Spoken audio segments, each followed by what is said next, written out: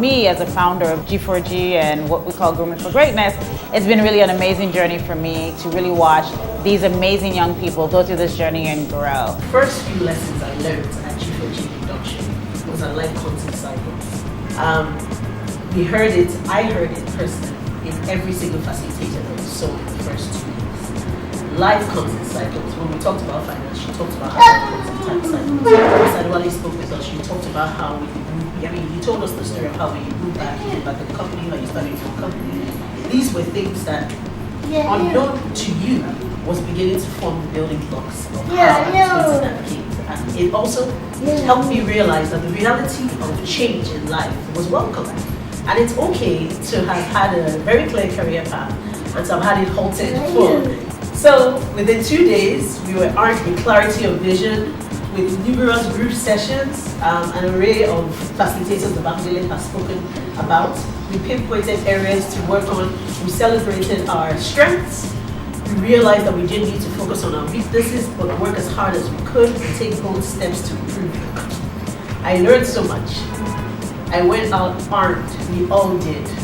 Tried many new things, failed at many new things. We had each other to cry on when we failed. Grooming for Greatness has, above everything else, helped us set the tone for our leadership journey.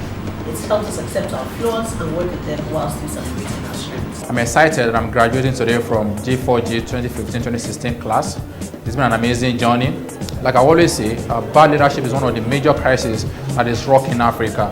And it's a good thing that Mrs. Biola Labi is doing to raise a generation of leaders that will impart so much in various spheres that they find themselves. I want to share with you just a few things to think about, as you start your journey. This is not the end. This is really a beginning, in a different direction from where you started 12 months ago. It's going to be one of many beginnings in your life. You can have parallel beginnings, so this is just one of many things that you're doing. So, one, always have a plan for your journey. Always have a roadmap, and don't be afraid to take that detour. Sometimes, when you get started, you have this grand idea, you know where you're going, you have everything planned out, and then you start. But then it comes to block. Do you stop there, or do you find an alternative route? But as you're doing that, always keep your eye on your goal, and make sure that that road or that route that you're taking still gets you to that next milestone. About your business, always be passionate. Be passionate, be innovative, be connected to your market segment. Because if the day you stop being relevant to that segment is the day you start dying about that business. These are things that really get deep inside you and help you reflect, about where you are and where you're going. So as I said in parting, this is really for you guys a start. Thank you for allowing me to be part of this journey. I have learned through the process. I've met some of you guys. Grooming for Greatness has really expanded my view in life. I believe strongly that anyone that has gone through G4G diligently has no excuse for anything short of excellence. Words can explain how empowered I am at the moment. On behalf of the inaugural graduating class of the Grooming for Greatness Fellowship, I want to say a big thank you to everyone who's here, mentors, family, friends, colleagues and associates who honored the invitation to be part of and to witness the successful conclusion of the pilot edition of one of the most transformative events that's happened on the African continent today. I think that deserves a round. The pre-G4G me would have dodged this task by artifice. But the post-G4G me has learned to be prepared, to dread what I dare. To dare what I dread, by addressing limiting thoughts and mindsets that impede self-actualization, and to be able to step up and lead when duty calls. And authoritatively confirm that it is impossible to go through this fellowship and not become a pace setter, a trailblazer and a change maker, and above all, a better human being. We went through G4G and G4G went through us. It's why today we are leaving the academy, but G4G will never leave us. We in Nigeria are thankful for models of aspiration like the founder for the Grooming for Greatness Fellowship. This is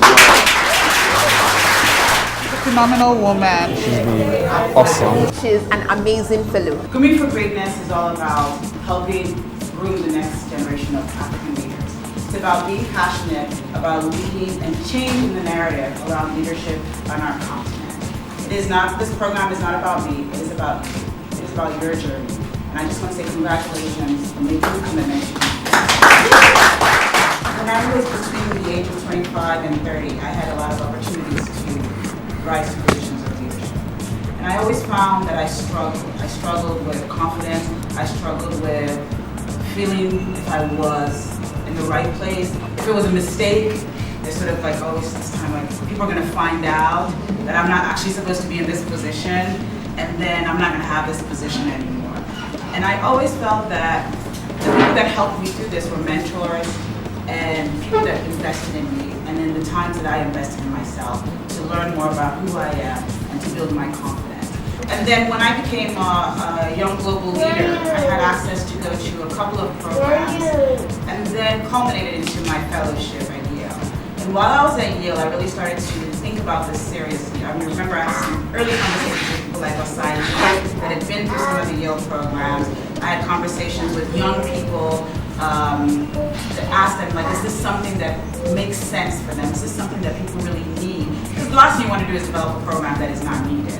And in conversations, people kept on reinforcing and were very positive.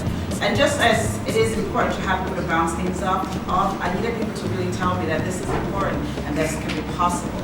And so this is really why I really wanted to create a network with the cohort so that you guys can be the people that you call on when you're in your decision-making process. Once again, thank you for being daring, all the fellows. Thank you for taking the risk. We had no idea what this program would be. We had no idea what this journey would be.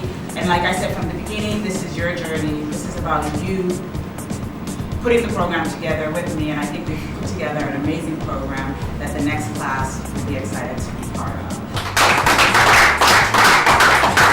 I'm just so thankful to have met Mrs. Biola Alabi, and she's always been an inspiration for me from her time as an MD of MNet to now, and just being part of her program, her experiences, and sharing her wisdom has just really been amazing to me.